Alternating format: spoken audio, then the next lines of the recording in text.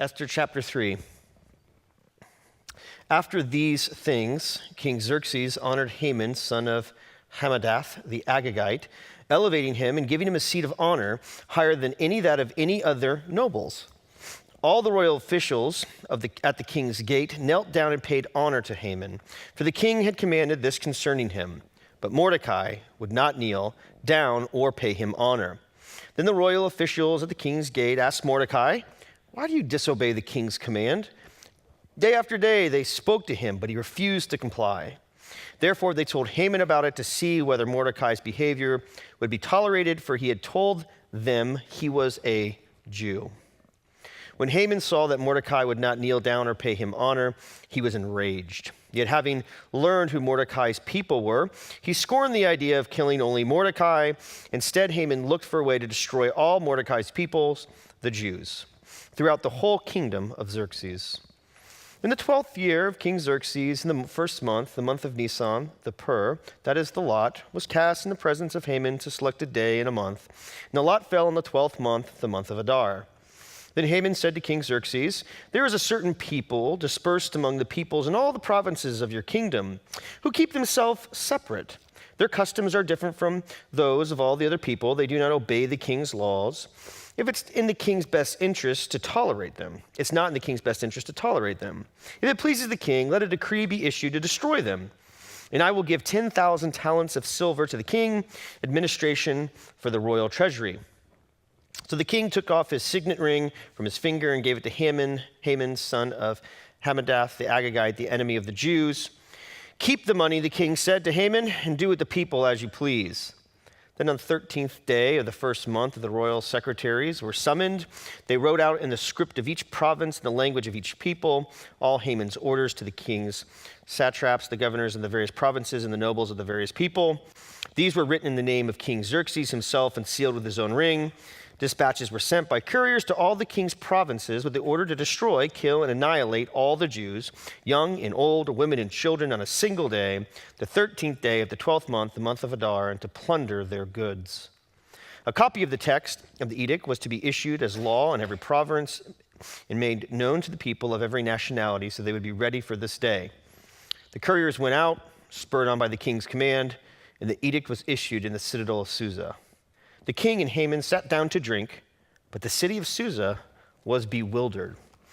As we've looked through the book of Esther, we're kind of intrigued with this story. The story of this young Jewish girl who lost both of her parents, a group of people that are in exile. They're not in their homeland.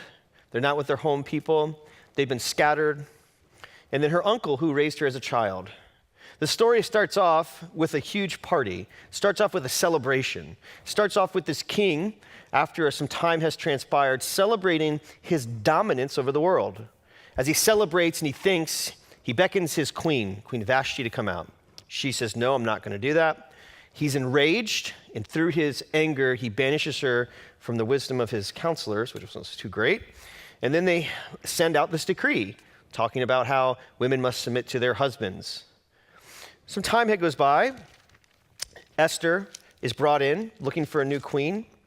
Chapter 2, they bring in this new queen. She's selected amongst all the women that have been taken into this harem, if you will, by the king. He chooses Esther. She's now the queen. The story kind of diverts a little bit and gives us a little bit of the plot line. It introduces us now to the main kind of enemy in the story. This man's name is Haman. So what we'll see here in chapter 3 is first the deception of power, a history to remember, and the deception of fate. So as I look through chapter 3, as it kind of takes a sidebar and gives us a little bit of a narrative, a little bit of story of what's going on with these characters. So the deception of power, a history to remember, and the deception of fate. Haman, as it talks about here in verse 1, is seen being elevated. We don't know why he's being elevated, but we do know he's incredibly wealthy and maybe has aspirations to be some type of royalty one day. But for whatever reason, it starts off and it gives us this detail that it tells us who he is and where he's from. So Haman was given this place of prominence. Verse 1 says, he was given a seat in honor higher than that of all the nobles. So out of all the king's people of royalty, this person is elevated above them all. Because he's elevated above them all, he's given a place of power. He's given, in that respect, a command is given out that whenever he walks by, people are to bow to him. So not only is he given a place of power, he's given a place of prominence with the king. I mean, think about it. The ruler of the then world, and we'll see in chapter 3, this is the third party that he's went to. Every chapter he finishes off with a party. So this guy's probably kind of loose a little bit.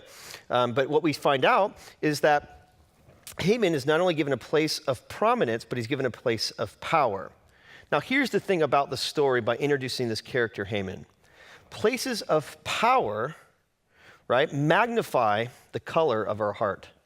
So what places of power do, any type of influence, it magnifies what we really think, feel, and believe. So what we're going to find out in chapter 3, what does Haman do with this place of power? So Haman was not only given prominence, Haman's position gave way to the color of his heart. What it says here in verse 5, we see that everybody in the king's gate is to bow to this noble. But one day they weren't supposed to bow. He gets elevated to this high position. Everybody needs to bow. Verse 5, when Haman saw that Mordecai would not kneel down or pay him honor, he was enraged. So here's a man making a name for himself in a kingdom, the largest kingdom of the world. In making a name for himself, he wants to demonstrate his power by having people bow to him. In this tradition of bowing, showing respect for the place of position he's in, Haman then at this moment finds one who will not pay him this respect, what he believes is deserved of him. So not only does the place of power can be incredibly deceiving. You know, at one point, Haman was never bowed to, and then the text leads us to believe now because of his position of power, he deserves this level of respect that he feels he has. Mordecai, in all of the king's palace, won't do it. The next thing we see here about this position of power and what power does, and Haman uses his position to influence as a destructive force. The thing about power here in verse 8 is this. With power, you can do a lot of things. You can influence. Not only that, you can influence for good, or you can influence for evil. And the thing about power that's really fascinating is power can not only reveal the color of your heart, it's defeating. And so with his power, what he does is this. Verse 8, Haman said to the king, and he goes through, he says, there's a certain people dispersed among the people in all the provinces of your kingdom who keep themselves separate. Their customs are different, those of all the other people, and they do not obey the king's laws. It is not in the king's best interest to tolerate them. So what Haman does, and what the story kind of reveals, this person of power takes his influence and he uses it for what? To prosper someone or to destroy them. He takes his place of power, and what he does is he uses it with the king, which is a privilege because of the position he's in, with the king to do what? To break down, to destroy, to oppress. And so what happens is, what power does in of itself is not inherently wrong or evil, but how we use power and influence in our lives is incredibly, incredibly important. So what it's doing is it kind of zooms in on this character. We find Esther in her story. She was given a place of power not by her own will, if you will. She was brought into a harem. She was chosen to be the queen. And she just kind of went along with the flow, but she's given this elevated position of power. In contrast, we have this great noble, a wealthy individual who has a lot at his disposal. He comes in close to the king, and what he does is he uses his power and his influence to oppress. And so what the story does, and what Esther does quite a bit, it's contrasting different characters in the story. Because what we'll find later is Esther will use her power to liberate. Haman's using his power to oppress. So the nature is, how do we deal with, or what do we do with power? And what Haman does, and what the story shows us in the kind of the villain of the story, the enemy of the story. Hey, here's this guy who has been given a really tight position, a really high position, and he uses it to oppress. The next thing that what Haman will do, how will he use his position to oppress? And the way that power is used is power, and it reveals, like I said, it reveals the color of your heart. Power, and how Haman uses his power is through language, through conversation. What he does is he takes truth, he takes a half-truth, and he takes a lie, and he tells a story. So the truth that he states here is he tells the king that there is a group of people, in verse 8, there's a group of people that have been dispersed among the people in all the provinces of your kingdom who keep themselves separate. So what we know about the Jewish people at this time, they're living in the land. God had commanded Jeremiah to prophesy and tell them to go prosper the land of Babylon. This is a new kingdom that comes in. The Medes and the Persians, they come in, they're ruling over the land. And what Haman says, there's a group of people that really are separate. That's a true statement. The second thing, though, what he does is he actually bakes in a half-truth into it. Haman's half-lie is that these laws are altogether different from those of the other people.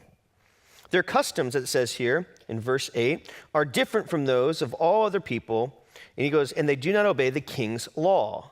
And then what he does is he concludes the last bit of it with a lie, which is that because of what they've done, not only do they not agree, but we should annihilate them and wipe them out.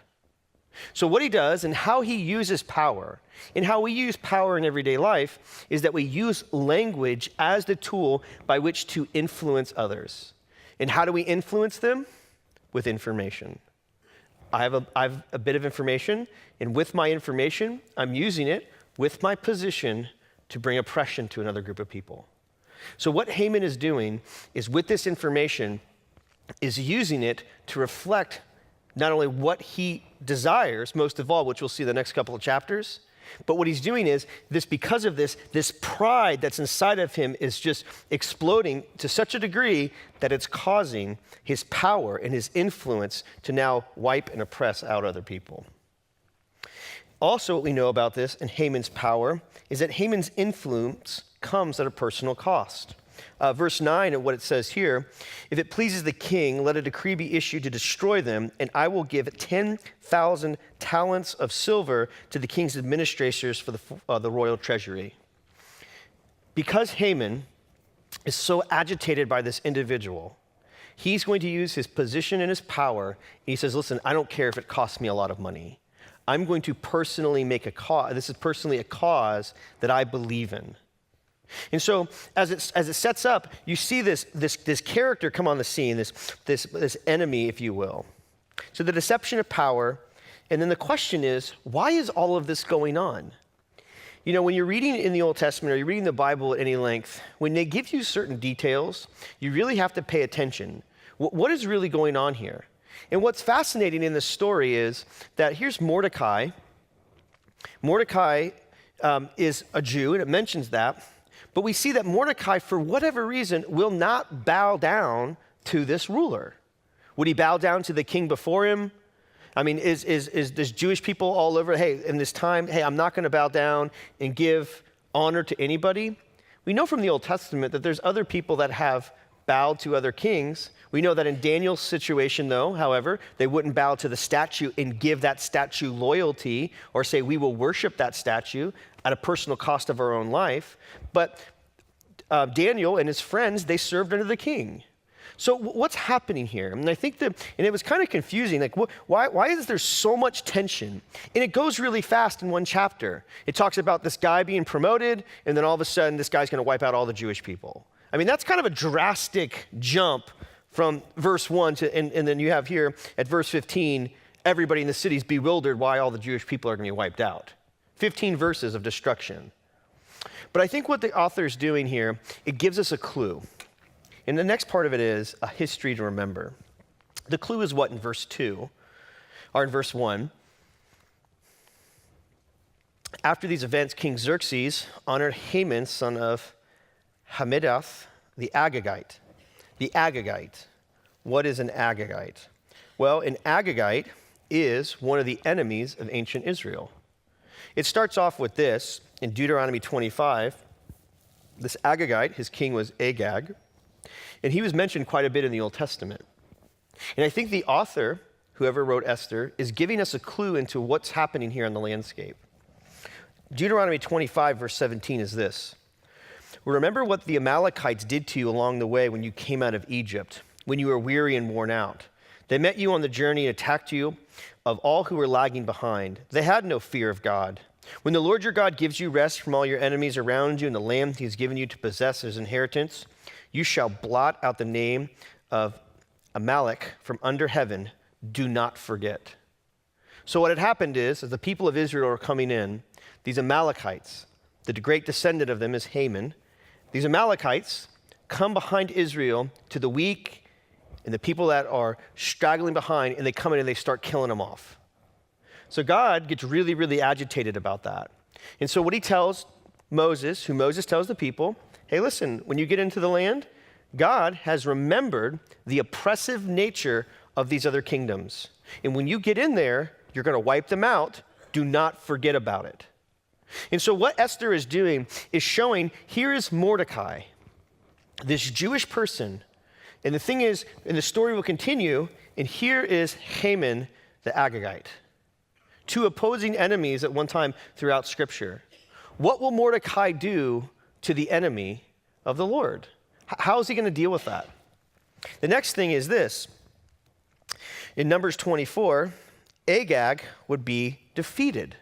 He predicts, and there's this story of Balaam and the talking donkey and those things, but this curse that was put on, that was meant for the people of Israel, is actually, the prophet doesn't prophesy and say, hey, curse them. He actually foretells what will happen.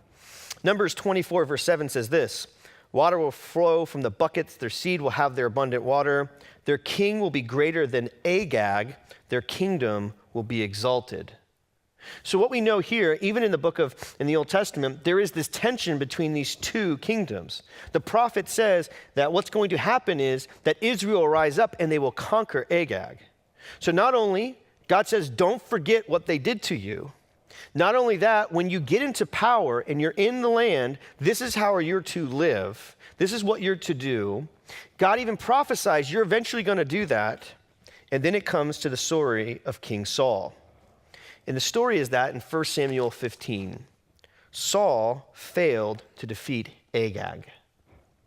It says this, and Saul attacked the Amalekites all the way from Havoth to Shur, near the eastern border of Egypt. He took Agag, king of the Amalekites, alive and all his people. He totally destroyed with the sword. But Saul and his army spared Agag, the best of the sheep and the cattle, and the fat calves, the lambs, everything that was good. They were unwilling to destroy completely, but everything that was despised and weak, they totally destroyed. The word of the Lord came to Samuel, I regret that I have made Saul king, because he has turned away from me and now has carried out my instructions. Samuel was angry. He cried out to the Lord all that night. What we know about this in this story, I think why this history to remember. What's being contrasted here is Mordecai. Chapter 1 tells us where Mordecai's from. He's a son of Kish. He's representative of Saul. And so here's Saul, who failed to destroy Agag, didn't do it. And so when Samuel comes to him and says, Saul, God told you to wipe them out. God is fulfilling something that he said for hundreds of years here, Saul. I mean, this is something out of the exile. You were supposed to do this. I mean, this is supposed to happen. And Saul doesn't do it. And this is the moment, if you remember in Scripture, where he says, I desire not sacrifices, but obedience. What's being shown here is that Mordecai is this representative of Saul. Will he fail to do what God told him to do and promised, or will he stand up? He's from the descendant of Saul, and then you have Haman, the descendant of Agag. And what you have here is, what will you do, Mordecai, in exile? What will you do to people of power? How are you going to deal with these things? And I think it's just contrasting where he goes, I'm not going to kneel. I'm not going to kneel. I'm not going to fail like Saul failed. I'm not going to do that. I'm not going to give tribute to this one noble. Because you think about it, why is the text zooming in on this guy? Why does it tell you where he's from? That's a really piece of important information. I'm not going to do it. So here it is, a history to remember. Saul failed. What will Mordecai do? The last piece of this, there's a deception of power. Haman thinks he's king of the world. I can do whatever I want to do. I'm going to kill and wipe these people out of the rage that I have of how this one person treated me. I'm going to oppress a whole people group. I'm just going to wipe them out. The second thing is a history to remember. What God is showing in the midst of a group of people that are in exile, how is God going to be faithful to his promises, and how are you going to stand up? What's your response going to be? The last piece is this, the deception of fate. I was reading through a bunch of different books because I was really, didn't really know what to make of verse 7. In verse 7, it says this, in the 12th year of King Xerxes, in the first month, the month of Nisan of Pur, that is of the lot, was cast in the presence of Haman to select a day in a month, and the lot fell in the 12th month, the month of Adar. Casting of lots is a common practice that you read through the Bible, but here's the deal. What it's talking about here, this one commentator said this, the casting of lots for every month of the year, from the 1st to the 12th, reflects an elaborate astrological ritual and suggests the magnitude of Haman's trust in fate. So what he would do, he would take the lots, he would cast them, and it was his way of this is what fate will be. His hope, his confidence was in the fate of this lot casting, this astrological thing. The month in which he takes place, Nisan, recalls, however, an elaborate ritual that is anything but astrological, the ritual of Passover, which also occurs in the first month of Nisan.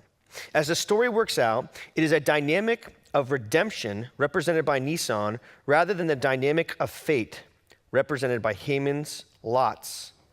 Purim, and that's where we celebrate, or the Jewish people celebrate God's redemption at the end of the story, the month of Purim, where he's going to liberate them from this oppressor that triumphs. So here's what's happening. Will this blind leap, Haman's power, his exaltation, will his name and his kingdom last forever? Or will Mordecai, a people that have oppressed, a people that have been brought into a foreign country, during the same month, God's redemption in Nisan, or will the fate of the lot casting tell the future of this people? And what's happening in this story is this tension is being put before the reader. Because if you think about it, the people of Israel, when they read this, they understand what's going on. This one commentator said this, Jewish readers would see a recapitulation of this battle in the confrontation between Mordecai, a son of Kish, and Haman the Agagite. It was a battle Mordecai determined to win. And here's the last thing as he kind of brings it to a close. Chapter 3 is a story of Haman, the exaltation of power, how he misuses power that reflects his personal intentions in his heart. In the story of Mordecai, he's a servant of a foreign king. He's in a foreign area. His daughter, or his niece, has just been brought in and made queen against her will, against what they would desire for her. Here he is, and he's left with the question, Mordecai, what do you believe about God? What do you believe about his promises? And so when the Jewish reader's reading the story, what it does is it brings back to failures in their history. Where will we stand? What are we going to fall to? And if you look at it, Mordecai has a lot to lose. Even in the story, there's even a contrast between Mordecai and Haman. Haman is exalted to power. Why? It doesn't tell us. But what should have happened? Mordecai should have been exalted to power. Why? Chapter 2 tells us about how Mordecai foiled a plot which was going to kill the king. So Mordecai, what the story should have read, Mordecai is then put into power as a result of his faithfulness. What happens? Mordecai is brought low, and because of his stand, now other people are going to suffer. And the irony is, or the contrast is this, Haman is exalted. He's given lots of wealth. He's given lots of power. And what he does is he uses his power for personal gain, for oppressing a people. And so there's this contrast going on into the thing is it brings us back into the narrative of what is God going to do? So when people say, hey, I really don't see God's name in Esther, so what's it really about? It's a God being faithful to his promise. Will he do it or will he not? And the thing is, it looks like the deck is stacked against Mordecai. It looks like it's stacked against the people of Israel. It looks like it's stacked against God's promises. To such a degree, I like how it ends. The king and Haman sat down to drink, another drinking party. But the city of Susa was bewildered. The author leaves us with this before we get into next week. Because of this decision, it was such a drastic, over-the-top exaltation of pride. The people are like, what is happening? What is happening? It bewildered people. Let me get this straight. On this random day, you want us to annihilate this people group, and then we could take whatever they want. Why is this happening again? Doesn't matter. The king's signet ring is on it. You're going to do what I'm telling you to do. It didn't even make sense to the normal people. And what happens is, and what we'll discover is that Haman, in his exaltation, in his pride, not only uses his power to destroy other people, he uses his power and influence to change the fate, to wipe out and oppress. And the question is God greater than all of that? Can God see all that? What will God do about it? They're reliving a history all over again. What's God going to do? The last thing I'll close out with this, and then we'll do some questions, is this story is really how is real power supposed to work? Real power, I'm going to read you Philippians chapter 2. What does real power do? So we've been studying on the weekends the story of Luke, and what we're going to be looking at is how Jesus came into the earth. What was the purpose of it? Why did he have to be born? Philippians chapter 2, as Paul reflects and thinks about Jesus' life, he wants us as Christians, he wants us as believers to think the same way Jesus thought. He wants us to kind of really reflect that. So he's going to give a portrait of the most powerful person in all of history. He's going to talk about how we should think and feel. This is what it says. Therefore, if you have any encouragement from being united with Christ, if any comfort from his love, if any common sharing in the Spirit, if any tenderness and compassion, then make my joy complete by being like-minded, having the same love and being of one spirit, of one mind. Do nothing out of selfish ambition or vain conceit. Rather, in humility, value others above yourselves, not looking to your own interest, but each to the interest of the others. In your relationships one another, have the same mindset as Christ Jesus. And then what he's going to do, he's going to describe this mindset. Who, being in the very nature God, did not consider equality with God something to be used to his own advantage. Jesus didn't take the mantle of God, of being, I am God. He did not use that to his own advantage. He didn't use it to influence or destroy or to break. What did he do? Rather, he made himself nothing by taking the very nature of a servant, being made in human likeness. And being found in appearance as a man, he humbled himself by becoming obedient to death, even death on a cross. Therefore, God did what? Exalted him to the highest place and gave him the name that is above every name, that at the name of Jesus, every knee should bow in heaven and on earth and under earth, and every tongue acknowledge that Jesus Christ is Lord, to the glory of God the Father. And so here's how I'll bring it to a close is this. What Jesus demonstrates is how to use power and influence. What he does is he looks to serve others. He allows his power to manifest his nature, which is what? Humility. When we take power and we abuse power, what we do is just reflect really what our heart is all about. When you use power in a way to demonstrate humility and love towards others, you are demonstrating the very nature of what God did himself. He did not use his title to be his advantage over or to corrupt or to do that. He said he gave himself up. He became humble.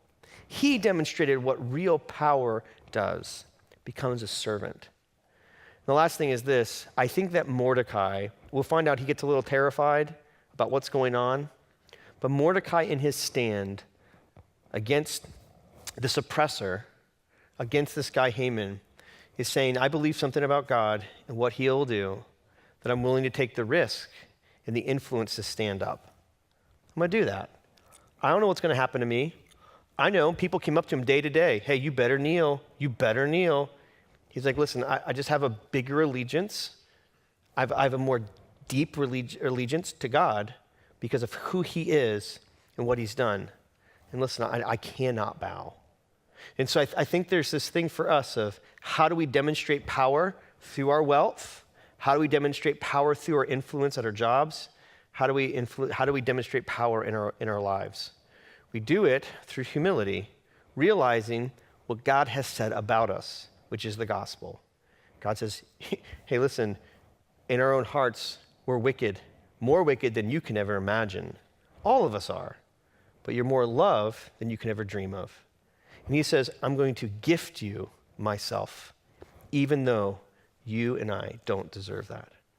And that's the beautiful thing, and we'll see here in the story of Esther what God's going to do.